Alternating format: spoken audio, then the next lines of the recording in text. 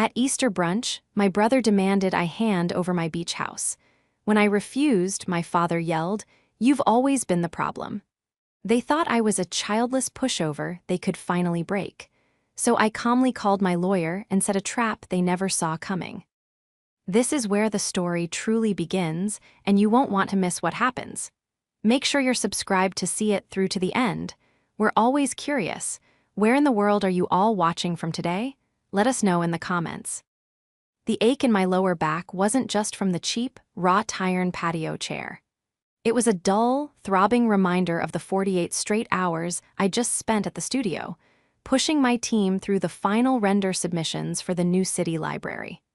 I was 47, exhausted, and running on nothing but caffeine and stubbornness. All I wanted was to sip my lukewarm tea, listen to the distant sounds of my nephews hunting for plastic eggs, and pretend for one afternoon that I wasn't the sole load-bearing wall for my entire family. Easter brunch at my father's house was a tradition I dreaded, but one I upheld out of a dwindling sense of duty. The house, a sprawling suburban relic my father, Kyle, hadn't updated since 1995, was packed. The air was thick with the smell of baked ham and my sister-in-law Emily's overwhelmingly floral perfume. My brother Elliot was holding court by the grill, a spatula in one hand and his ever-present phone in the other. He was telling a story, his voice booming with the false confidence of a man who worked in finance, but whose only real skill was leveraging other people's money. His wife, Emily, was filming him for her lifestyle social media feed, her smile as fixed and bright as the cubic zirconia on her ring. And then I told the guy, "Look, if you can't handle the risk, you don't deserve the reward." Elliot Braid and my father, Kyle, let out a bark of appreciative laughter. "That's my boy, cut from the same cloth," Kyle said, clapping Elliot on the shoulder.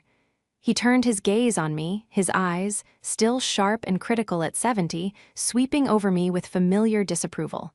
"Nicola, you look tired. Still working yourself to the bone for that company of yours."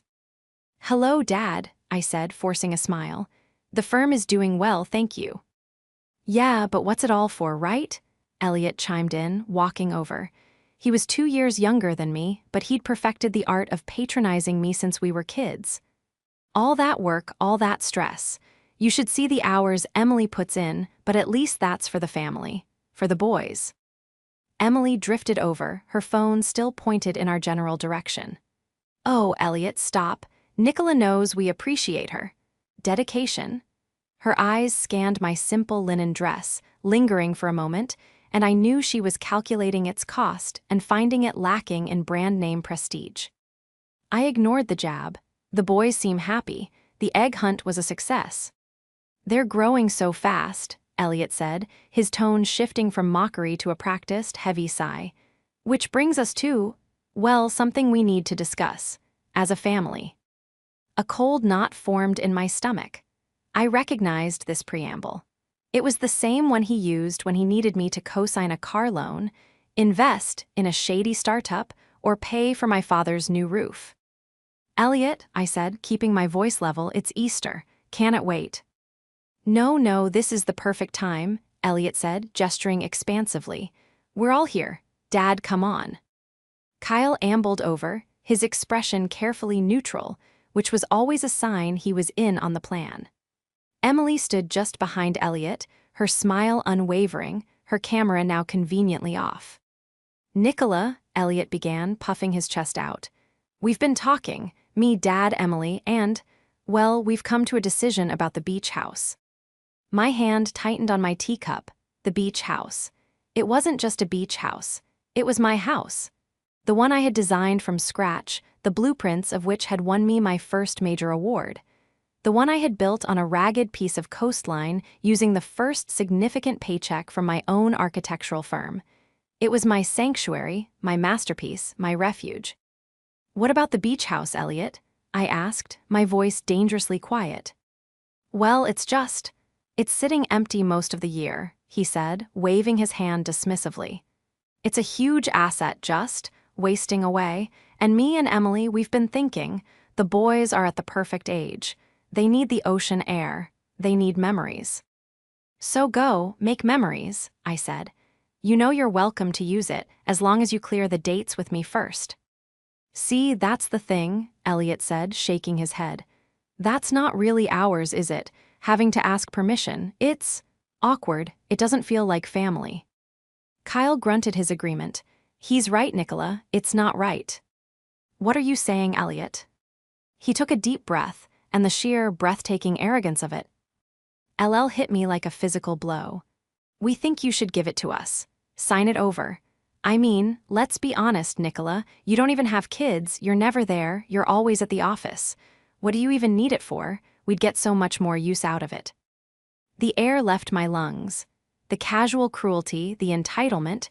It was staggering, but it wasn't new. This was just the culmination of 1,000 smaller paper cuts. I set my cup down on the glass-topped table, the clink sharp in the sudden silence. No, I said. Elliot's face, so recently benevolent, tightened. What do you mean, no? Don't be selfish, Nick. This is for the family. I said no, Elliot.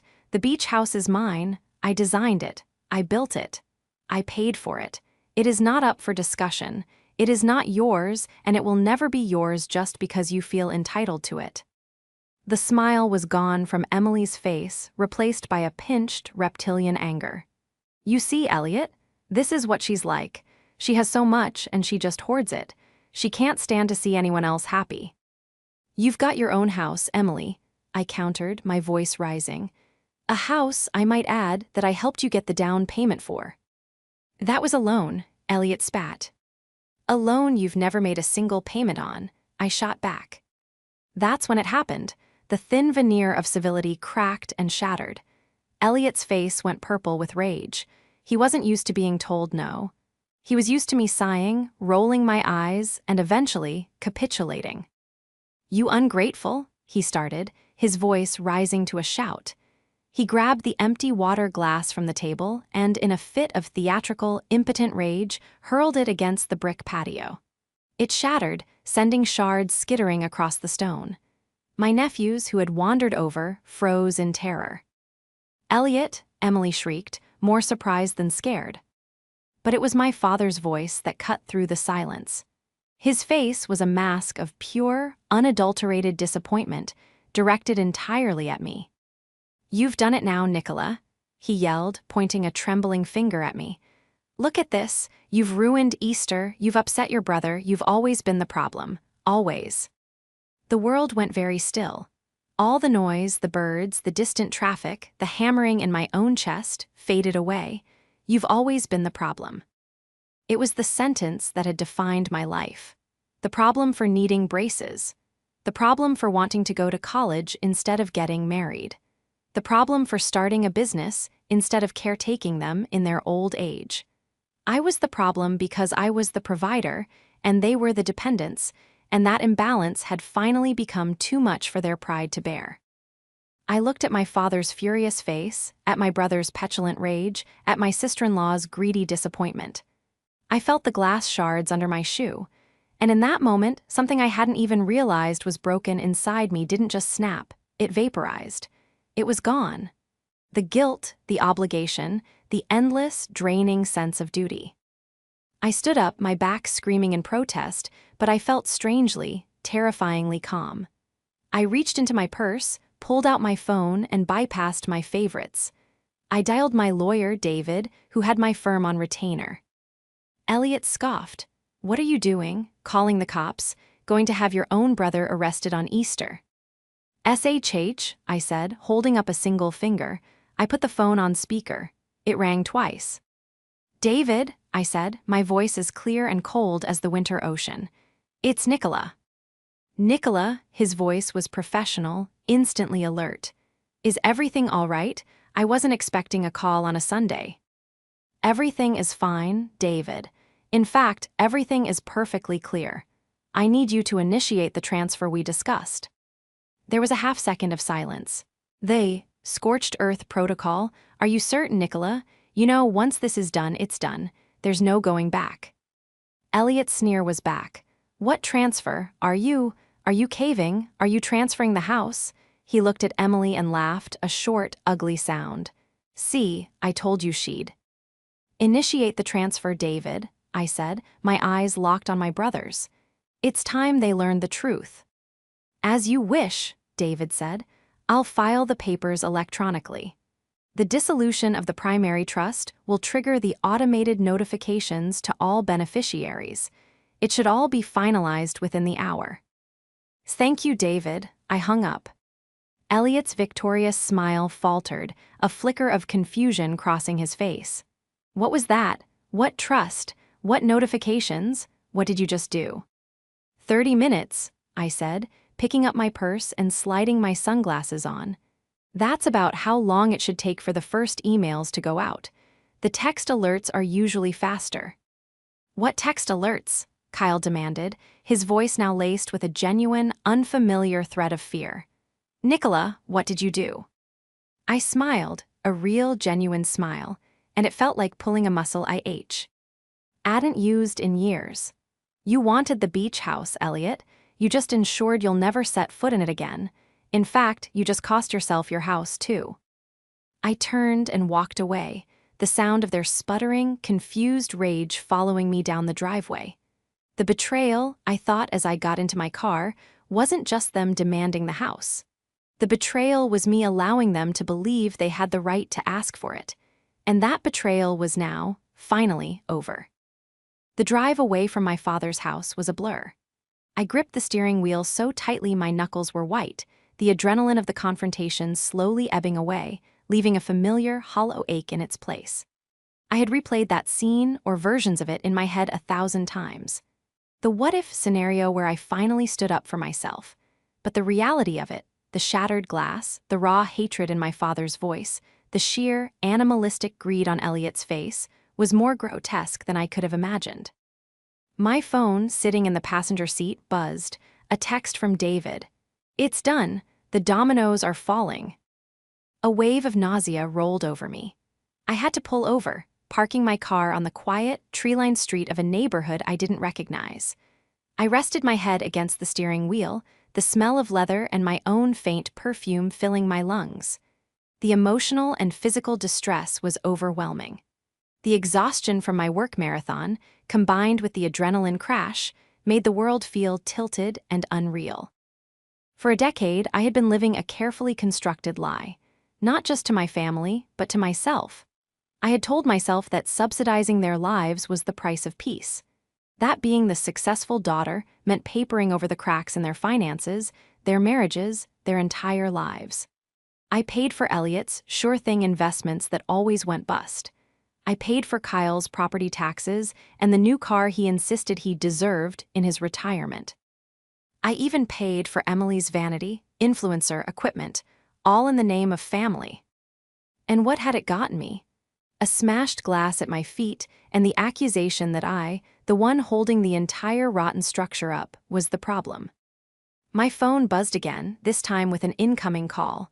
The name on the screen made my stomach clench, Elliot. I stared at it, my thumb hovering over the decline button, but I knew him. Rejecting the call would only send him into a further frenzy. He would call Kyle, who would call me, and the cycle would continue. The only way to manage this was to control the narrative. I took a deep, shuddering breath and answered, putting it on speaker. What did you do? He didn't yell, it was worse. His voice was a low, seething hiss, choked with a rage that was far more potent than the performative glass smashing. I did what you've been forcing me to do for 10 years, Elliot, I said, my voice weary. Don't give me that, I just got an email. A legal notice. Notice of trust dissolution. What is this, Nicola? What is the Heron Hill Family Trust? It's the trust I set up in 2015, I said simply. The one that owns the beach house. The one that holds the mortgage on your house. The one that pays the lease on your car and funds the credit card you use for business expenses. There was a dead, heavy silence on the other end of the line. I could hear his breathing, quick and shallow. He was finally connecting the dots. You're lying, he whispered, but the conviction was gone. The bravado had evaporated. Dad holds the mortgage on my house. He co-signed. No, Elliot, I said, closing my eyes. Dad thinks he co-signed, but his credit was shot after the 2008 crash. He couldn't co-sign for a library card. I set up the trust to secure the loan. I am the sole guarantor. The trust is the lender. But why? His voice was small, the voice of the little boy I used to defend on the playground. Because you asked for help and I was weak. I didn't want to see you fail. I didn't want to see Dad lose his house.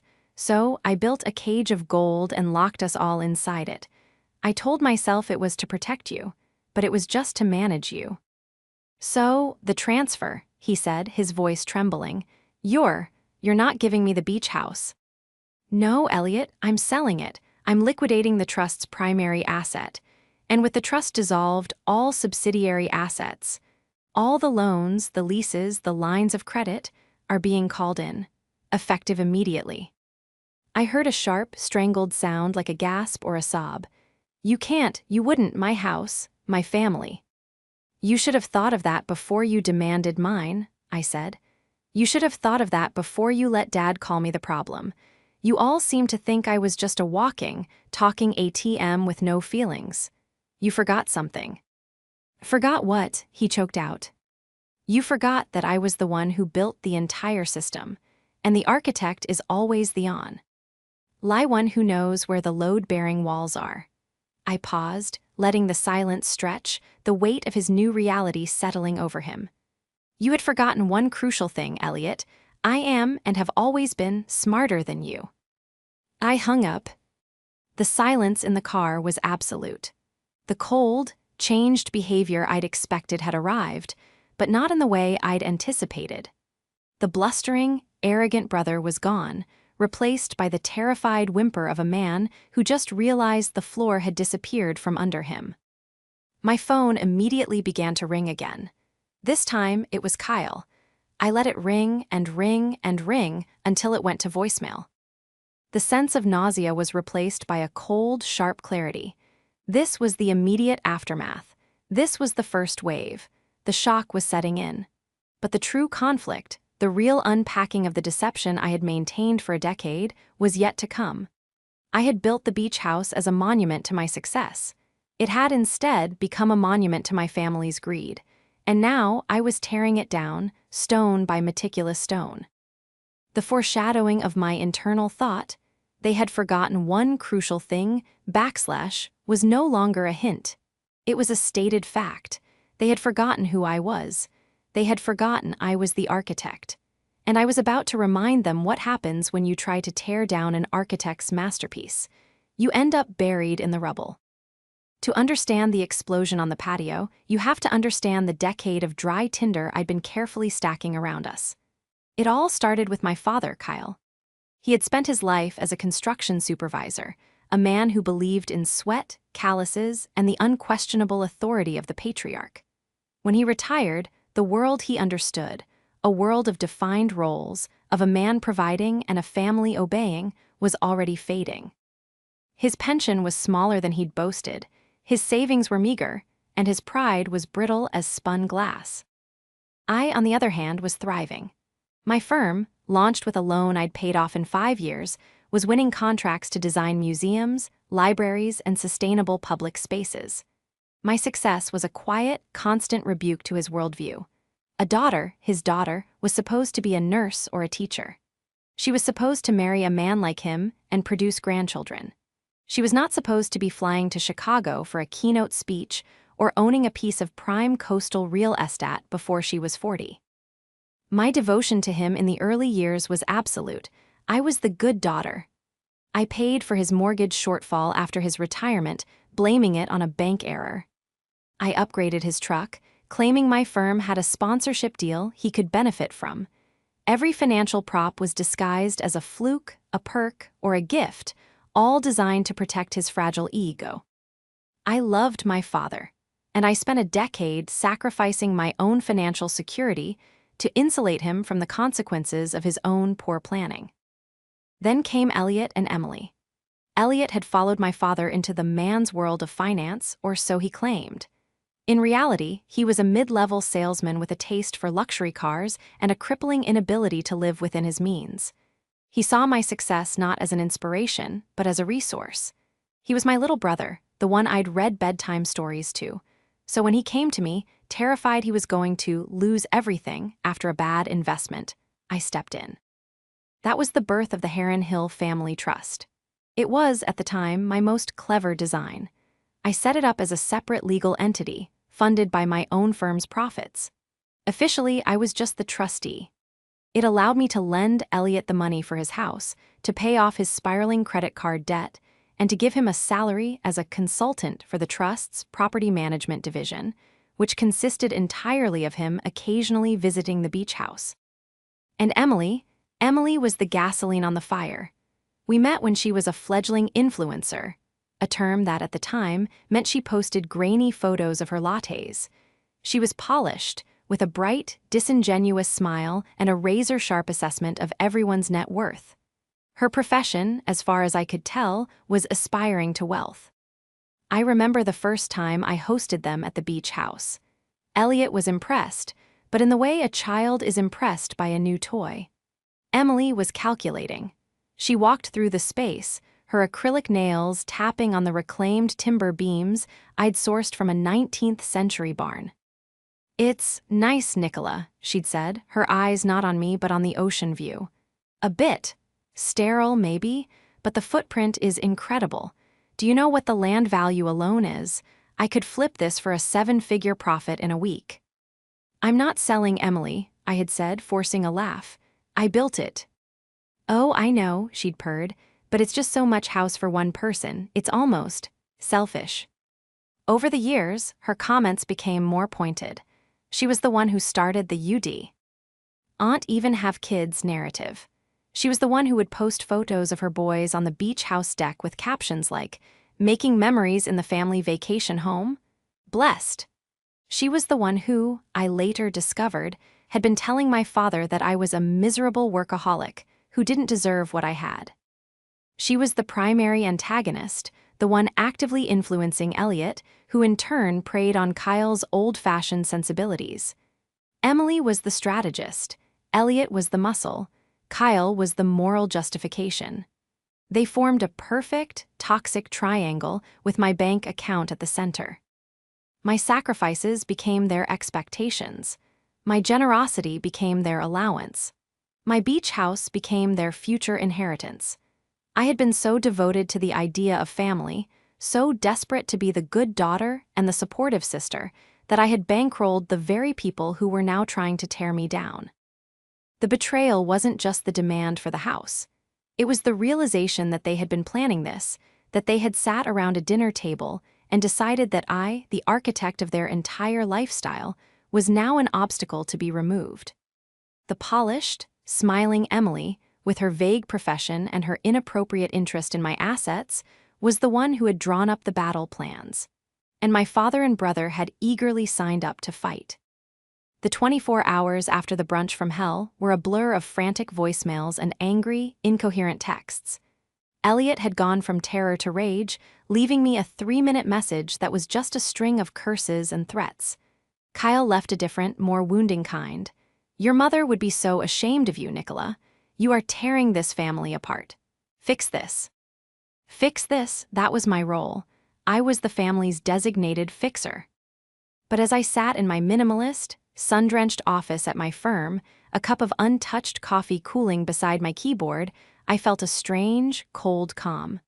The turning point wasn't just the phone call to David. It was the realization that I wasn't just a victim. I was an architect. I had the blueprints. And it was time to move from defense to offense. I had spent the last 5 years as a passive strategist, building financial firewalls to manage my family. Now, I had to become an active one to survive them. The clever trap wasn't just the trust itself, it was the nature of the trust. When I set it up, David, my lawyer, had insisted on a catastrophic dissolution clause. It was a standard feature for high-net-worth individuals worried about lawsuits or hostile takeovers. It meant that if I, the primary benefactor and trustee, triggered it, the trust wouldn't just unwind, it would liquidate. All assets would be sold at market value, and all debts would be called due immediately. There was no 30-day grace period, no negotiation. It was a financial guillotine. And for the past 10 years, I had been the one paying the quarterly taxes on the trust's income. I had been paying the insurance on Elliot's house. I had been funding the allowance that Kyle received, which he thought was just an investment dividend from a long-dead stock. My family thought I was a pushover. They had forgotten that my profession wasn't just art, it was math, it was logistics, it was contracts and consequences. I called David. "They're panicking," I said. "As they should be," David's voice was grim.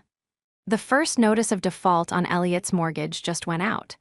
The bank that holds the note, which is, of course, the trust, has informed him that the property will be seized and sold in 30 days if the full balance isn't paid. A balance he can't pay, I finished.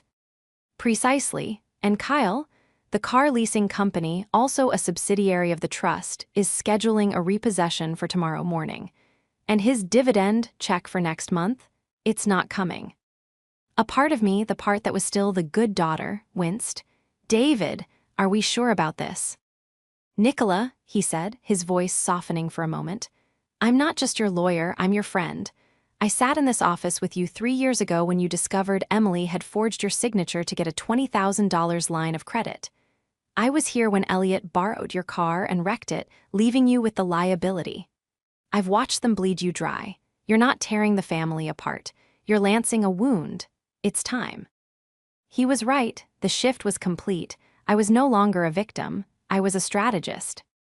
"Okay," I said, my voice firm. "They're going to fight back. Emily specifically, she's not stupid."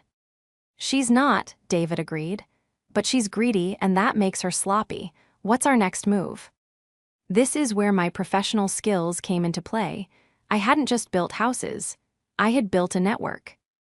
"I need an investigator," I said. "Not just any pie, I need a forensic accountant. Emily has been living large, and I know Elliot's salary from the trust and his mediocre sales job don't cover her lifestyle. She's been posting FR. Designer boutiques, weekend trips to the city, new furniture. It's all over her social media. I want to know where that money is coming from. I have a feeling she's been a lot busier than just influencing." "I have the perfect person," David said. "She's discreet, fast, and she hates people like Emily." "Good," I said, looking at the skyline of the city I had helped to build. "While she's digging into Emily, I'm going to do some digging of my own." Elliot's rage on the patio. It wasn't just entitlement, it was panic. He needed that house. I want to know why. I opened my laptop and pulled up the public records for the county where Elliot lived. I started cross-referencing property records, loan applications, and business filings. It didn't take long for a pattern to emerge. Elliot wasn't just over-leveraged, he was drowning. He had taken out second and third mortgages, not on his own house, which the trust controlled, but on other properties. Wait, not other properties.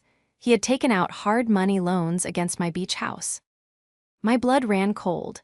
How was that possible? I owned it outright. Or so I thought. No, the trust owned it. I dug deeper.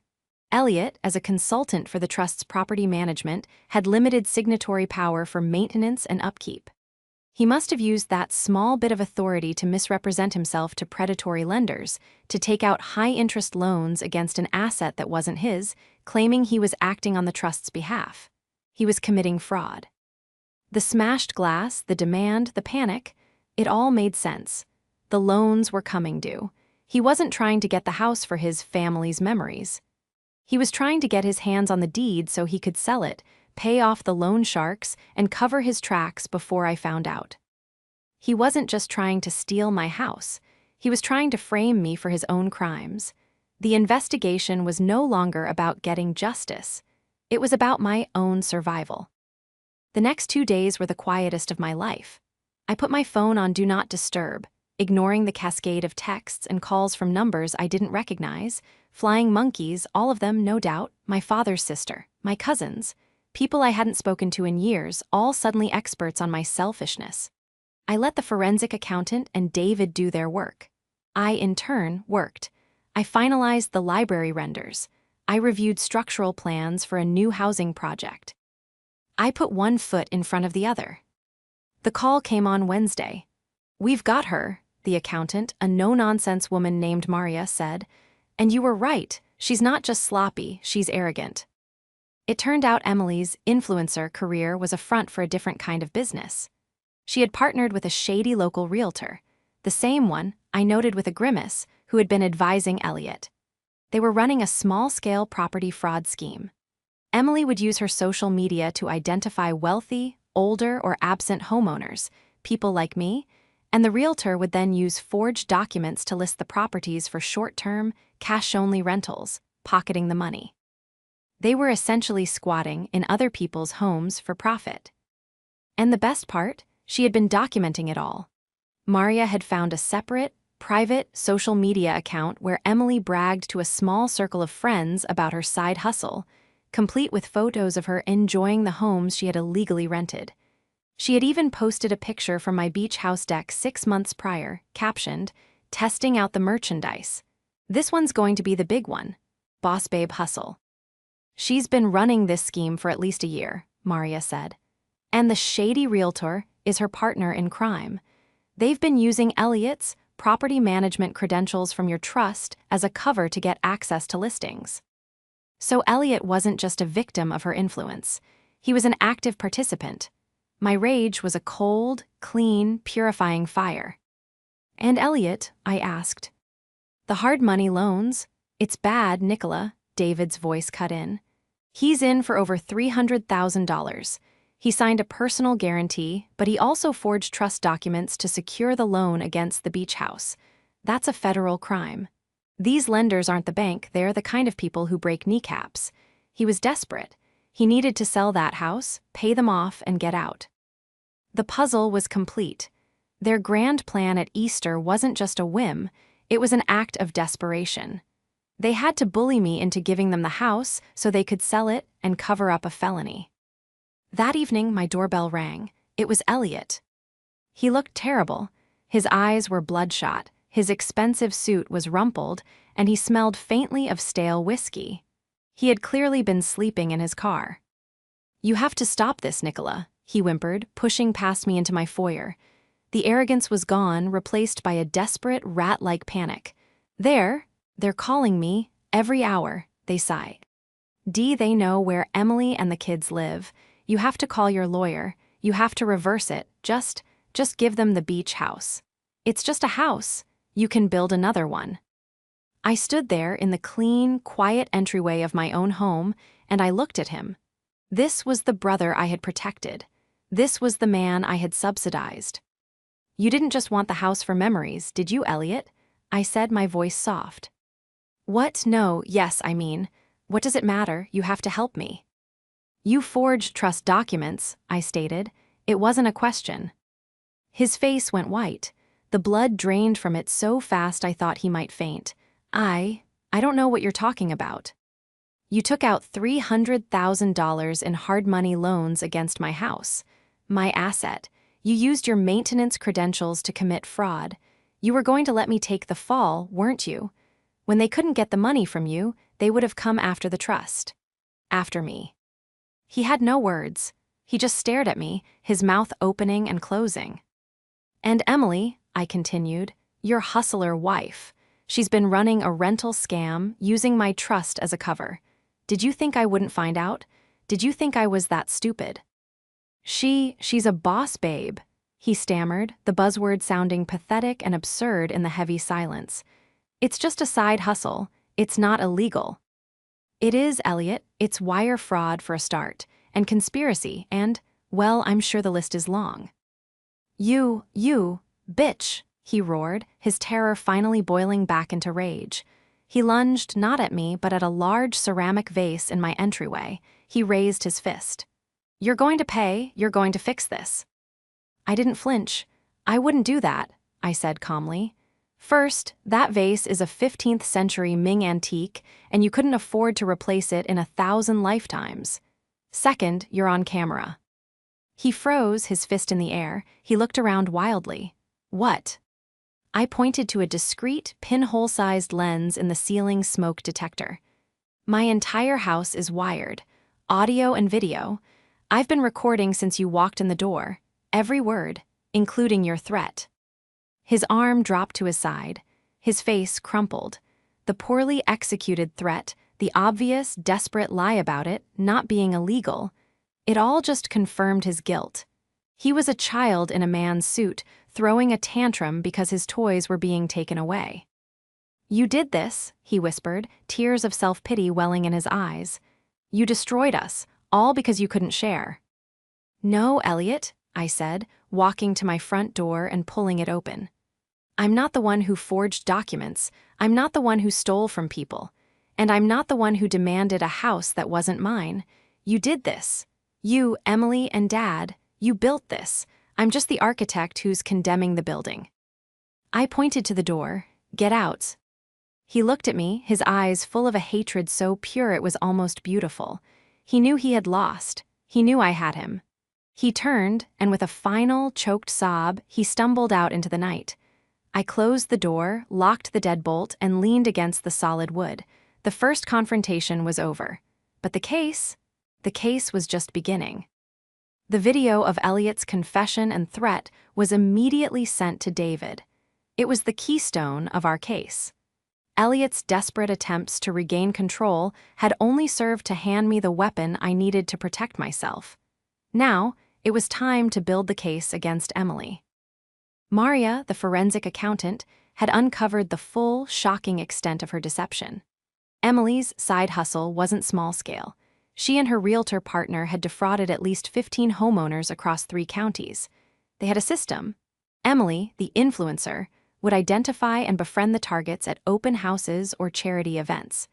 The realtor would handle the forged leases. They had netted over $150,000 in illicit, untaxed cash in 18 months. Maria had already found testimony from 2 other victims who were preparing their own lawsuits. But the real, irrefutable proof was Emily herself.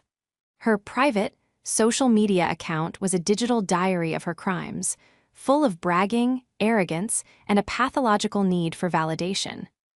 The only piece of the puzzle that was still struggling with loyalty was, predictably, my father. Kyle had been silent since his first, accusatory voicemail. He was ignoring Elliot's calls, and he was ignoring mine. He was, as he had always done in a crisis, sticking his head in the sand, hoping the problem, me, would just fix herself. This led to the second, more powerful confrontation, and it had to be with him. I drove to his house, the same house I had saved from foreclosure, the same house where I had been humiliated just days before. I didn't knock. I used my old key.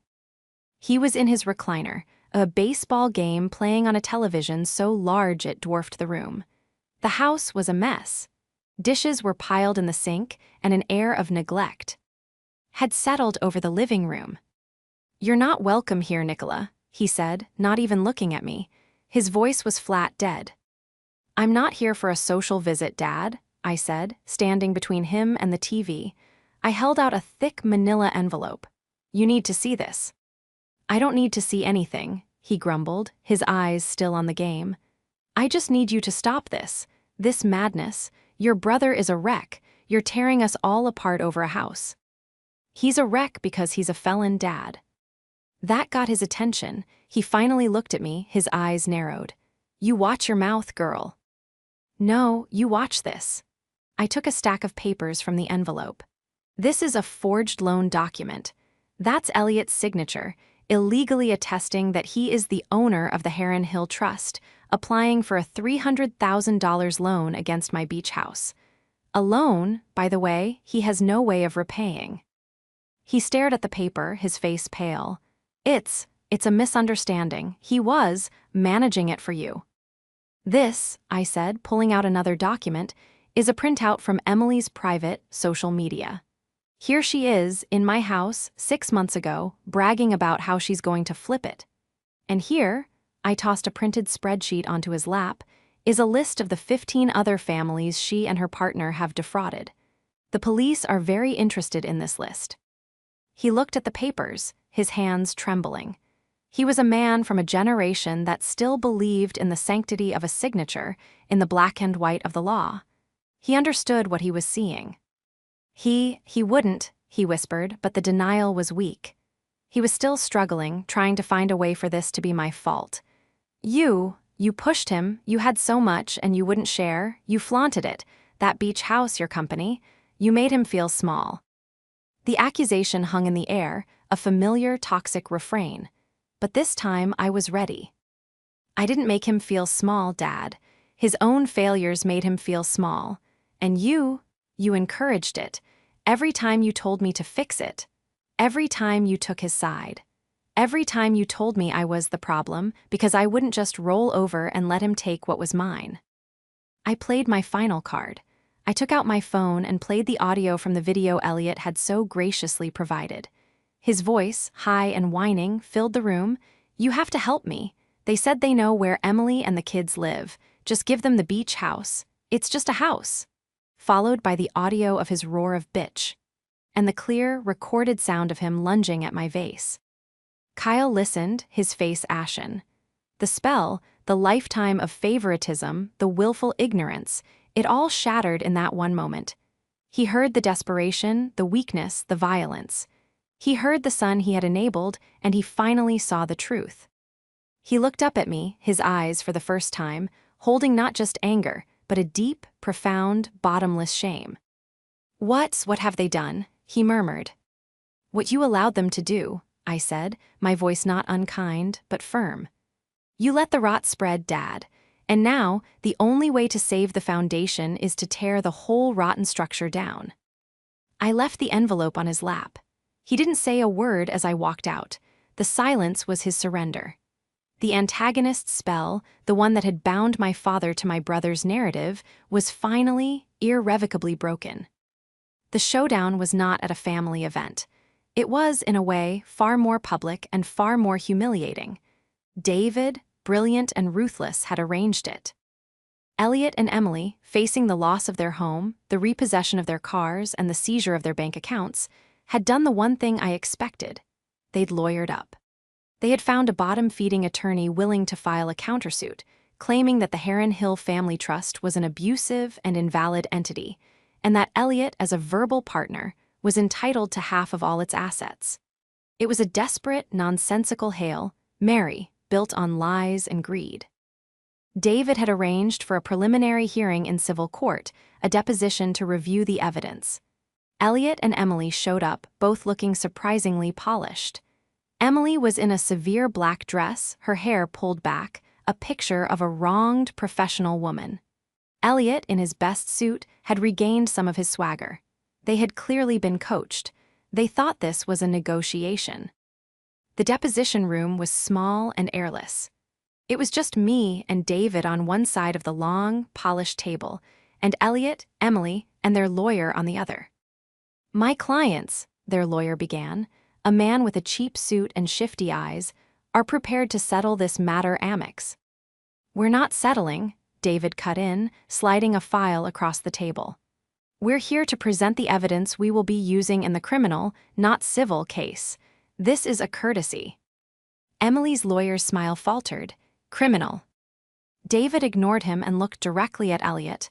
Exhibit A. A signed, notarized confession from the realtor, Mr. James Pierce, detailing his and Ms. Emily's conspiracy to commit wire fraud and property fraud, dating back 18 months. Emily let out a small, strangled gasp. Her eyes darted to Elliot. He wouldn't. He did, David said coldly. In exchange for a reduced sentence. It seems he didn't appreciate you setting him up to take the full fall. He slid a second file. Exhibit B, the full, unedited video and audio recording from my client's home, in which Mr. Elliot admits to his knowledge of the fraudulent loans, makes threats against my client, and attempts to physically assault her. Elliot's face went from pale to a mottled, sickly gray. That's inadmissible, you can't record. My client's home is in a one-party consent state, and the security system has clear signage, David said, bored. It's perfectly admissible, and it clearly refutes your claim of being an unwitting victim of the trust. Finally, David pushed a third, very thick file toward Emily. And Exhibit C, a complete, itemized forensic accounting of your private, social media account, Ms. Emily. complete with time-stamped, geotagged posts of you committing your crimes, alongside the full, unredacted testimony of all 15 of your victims, who are now part of a class action lawsuit. The district attorney's office found this file particularly compelling. This was the public humiliation. This was the showdown. It wasn't a crowded room. It was a small, quiet, legal coffin. Elliot and Emily just sat there, frozen, as the full weight of their ruin settled on them. All the lies, all the arrogance, all the boss babe hustles and sure-thing investments. All of it was reduced to 3 neat, damning files on a deposition table. Emily was the first to break. Her polished mask didn't just crack, it disintegrated. She let out a high, keening wail. You did this," she shrieked, pointing a trembling finger at Elliot. "You and your stupid, half-baked ideas. She'll just roll over, you said. She's weak, you said, you worthless pathetic." "Me," Elliot exploded, his chair scraping back. "This was your idea, the side hustle, the we deserve it plan. You're the one who couldn't stop bragging. You're the one who got us caught." Their lawyer just put his head in his hands. But the climax wasn't their screaming. It was the moment that followed. The moment Elliot, realizing his life was over, had a final, powerful moment of realization. His rage vanished, replaced by the same terrified, pleading look he'd had in my foyer. He turned to me. "Nicola," he whispered, his voice breaking. "Please, Nick, I'm your brother, you can't let this happen, call it off. Please, I'll pay you back, I swear." I looked at the man who had tried to steal my life's work, who had tried to frame me for his crimes, who had stood by while our father called me the problem. I saw the ruin of a man I had once loved, and I felt nothing, just a vast, cold, empty peace. I stood up. "David, I think we're done here." That was the triumphant action. It wasn't a yell. It wasn't a speech. It was me, turning my back and walking out of the room, leaving him to face the consequences he had so meticulously built for himself. The spell wasn't just broken, it was annihilated. The downfall was swift and total. Elliot, facing federal fraud charges, took a plea. He was sentenced to 3 years in a minimum security prison. Emily, in light of her full cooperation, i.e., turning on Elliot and her realtor partner, received 5 years probation, but the class action lawsuit from her victims, combined with the IRS investigation into her undeclared income, left her financially and socially bankrupt. She lost the house, the influencer career, and I heard custody of her sons, who were now living with her sister. The beach house sold in a week, for well over the asking price. The dissolution of the trust was clean. The money was wired to my private accounts, and the Heron Hill Family Trust ceased to exist. But justice isn't just about spreadsheets and sentences. It's about healing. A few weeks after the sentencing, I got a call from my father. It was the first time he had reached out.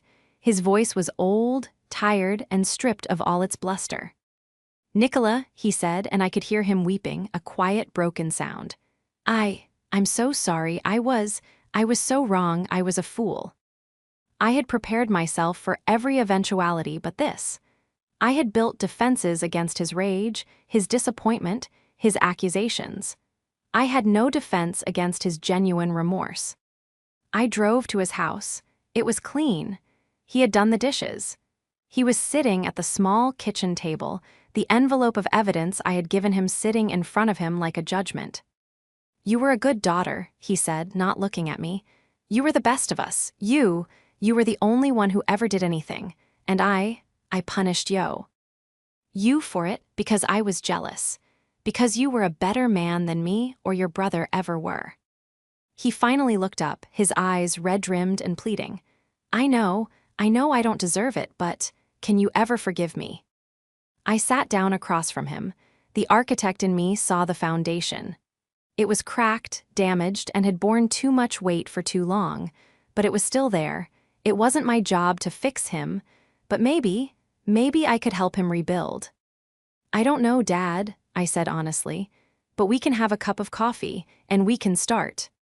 The reconciliation wasn't a single scene. It was a slow, quiet process.